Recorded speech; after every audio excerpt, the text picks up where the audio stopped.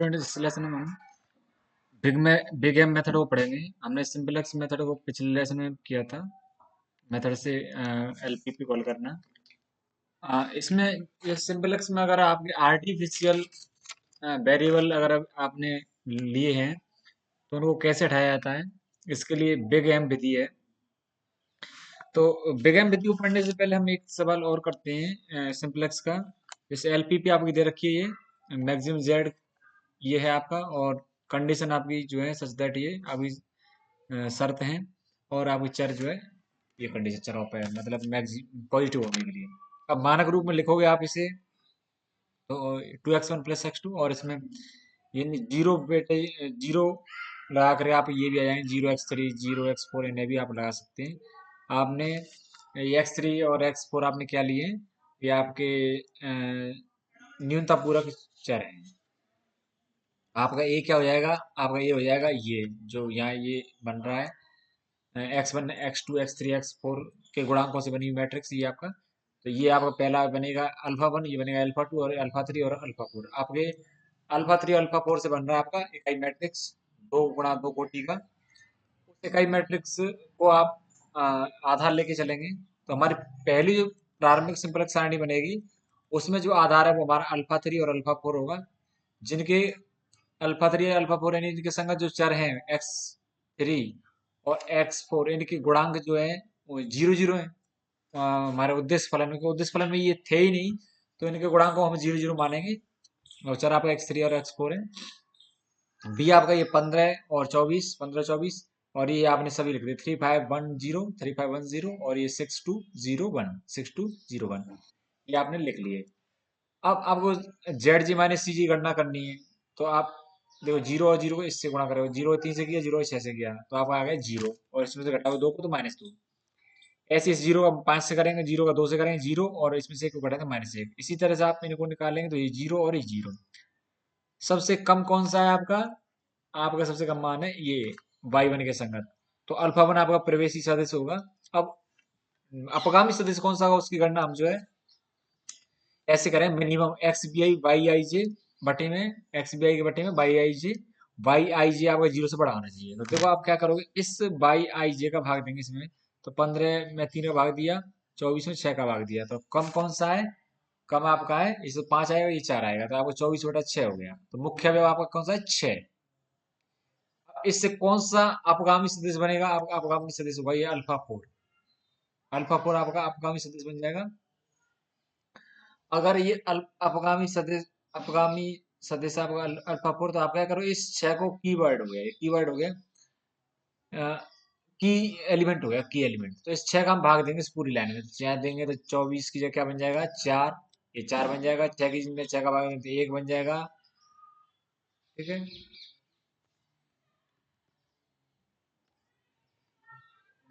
हाँ, और यहाँ 2 में भाग देंगे 6 का तो 1/3 बन जाएगा, 0 में देंगे तो 0 बन जाएगा, और 1 में 1 का देंगे तो 1 में 6 का देंगे तो 1/6 बन गया।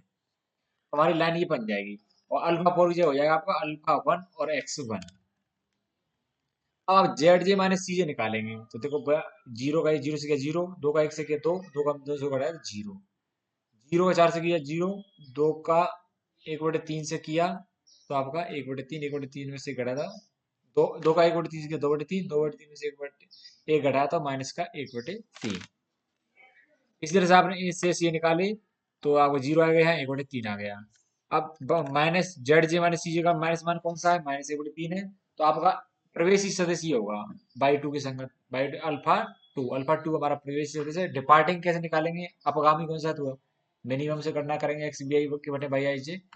तो आप इस इन्हें को भाग देंगे 3/4, और 4 में 1/3 भाग देंगे तो ये 12 रहेगा। तो ये तो ज्यादा होगा, आप 3/4 सबसे कम है। तो आप अच्छी 4 जो है क्या है, कीवर्ड हो जाएगा, की एलिमेंट हो जाएगा, की एलिमेंट है। की एलिमेंट होने का मतलब है इस 4 से हम पूरी लाइन में भाग देंगे।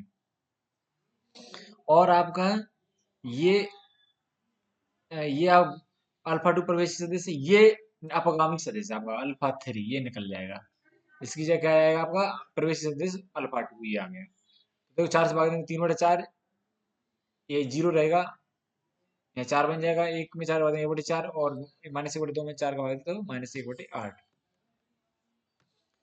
ये आपका अपन अल्फा 3 हटेगा, अल्फा 2 बन गया। अल्फा 2 का गुणांक, अल्फा 2 संग चर का उद्देश्य फलन मान 1 है, तो 1 आ गया। और ये अल्फा 2 x2 और ये पहले वाले जो 2 और अल्फा 1 x 1 जैसे वैसे ही रहेंगे आपके। अब देखो ये 3/4, अब इससे इसे कैसे निकालो दूसरी लाइन को। अब दूसरी लाइन देखो इसमें भी देख लेता है, ये दूसरी लाइन को कैसे निकालते हैं।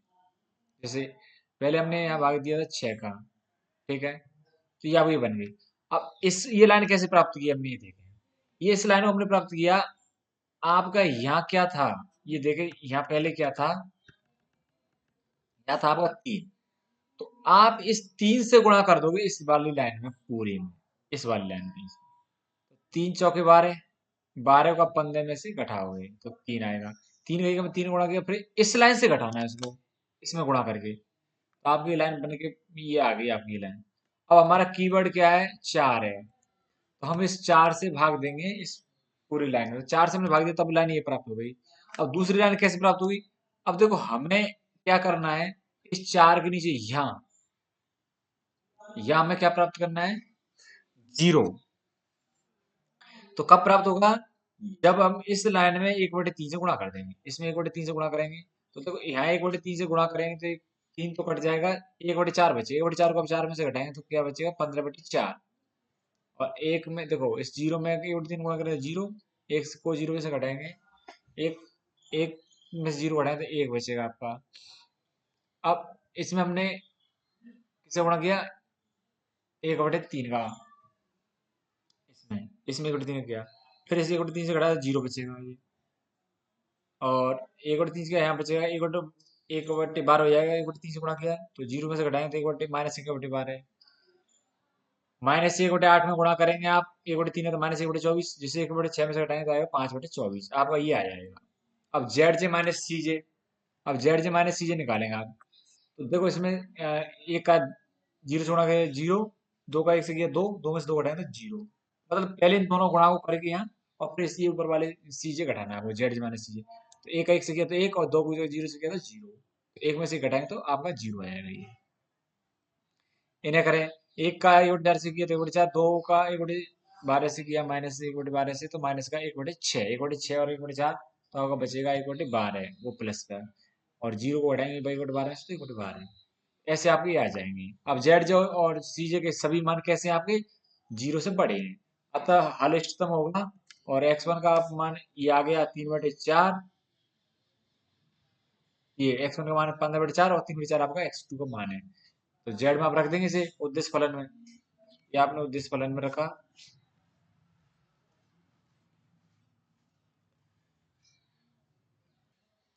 इसके बाद ये देखते हैं दूसरा सवाल बिग एम मेथड का। इसमें आपका ये दे रखा है, एलपीपी को बिग एम मेथड से हल करना है, तो ये आपके मिनिमम में है।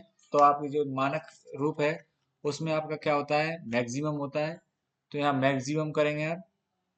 मैक्सिमम करने के लिए आपको क्या करना पड़ेगा, उद्देश्य फलन माइनस से गुणा करेंगे, तो माइनस से गुणा किया।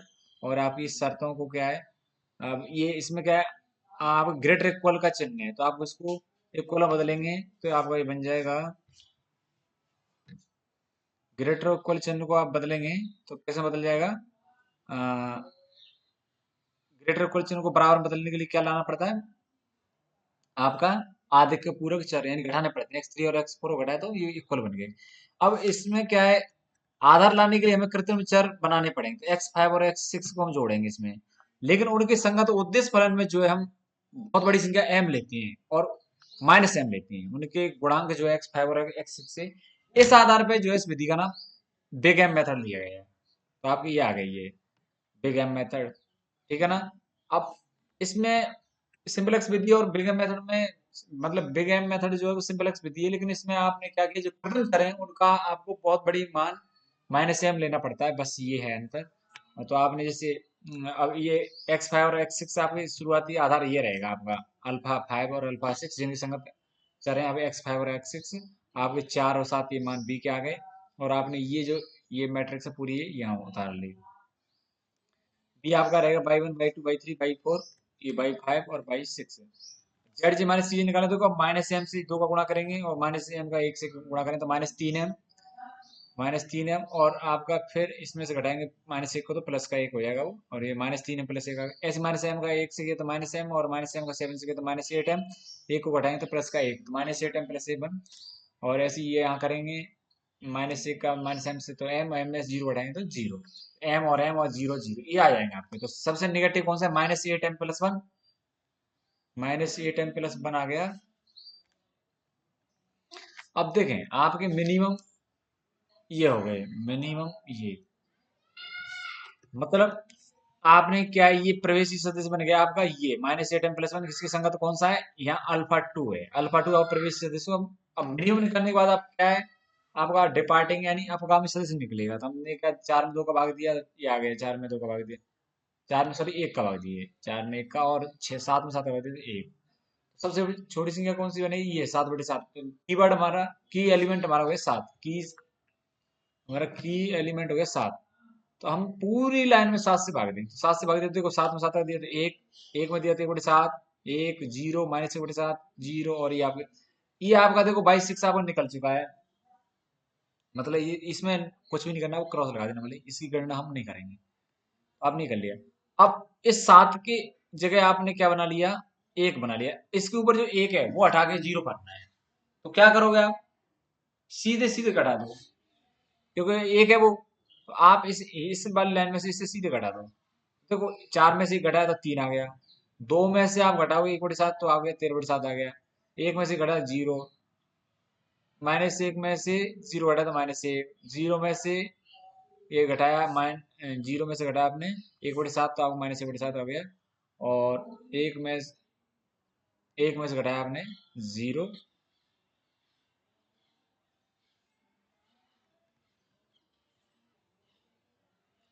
हाँ, अब ये आपने तो 0, आपकी पूरी जो है लाइन यहाँ प्राप्त हो जाएगी ये।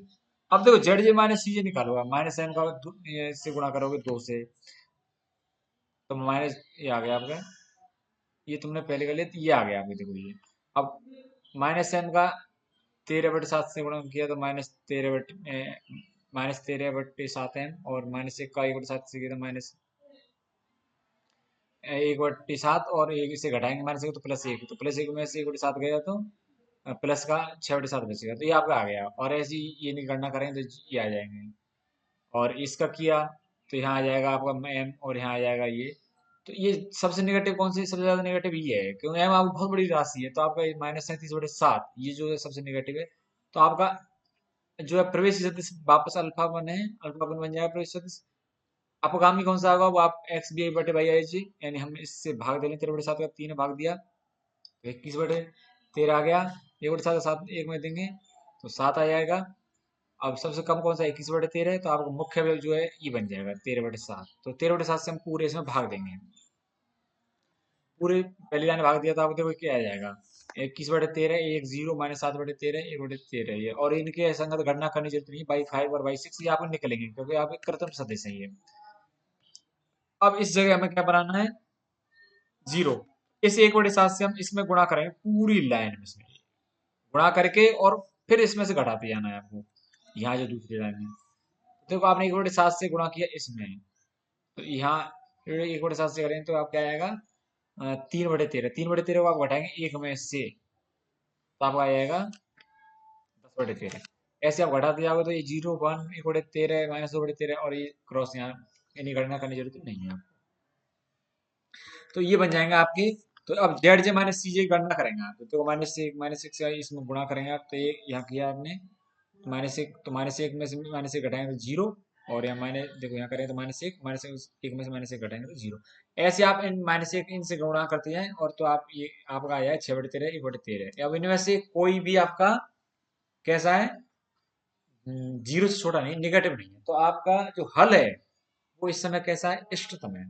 अगर ये इष्टतम हल है तो उनके मान क्या क्या है? आपका x1 यहाँ है, तो x1 का मान ये हो गया 21/13, x2 का मान क्या हो गया आपका 10/13 है, x3 और x4 आपके है नहीं, तो वो उनके मान 0 है, क्योंकि जो आधारी चर है यानी आधार में नहीं है, वो कैसे होते हैं आपके? वो आपके 0। मैक्सिमम जेड निकालेंगे, मैक्सिमम जेड डैश, तो वो आप मैक्सिमम जेड डैश क्या है? -x1 -x2, तो x1 और x2 मान रखिए -21/13 और -10/13, तो आपके आ गए -31/13। -31/13।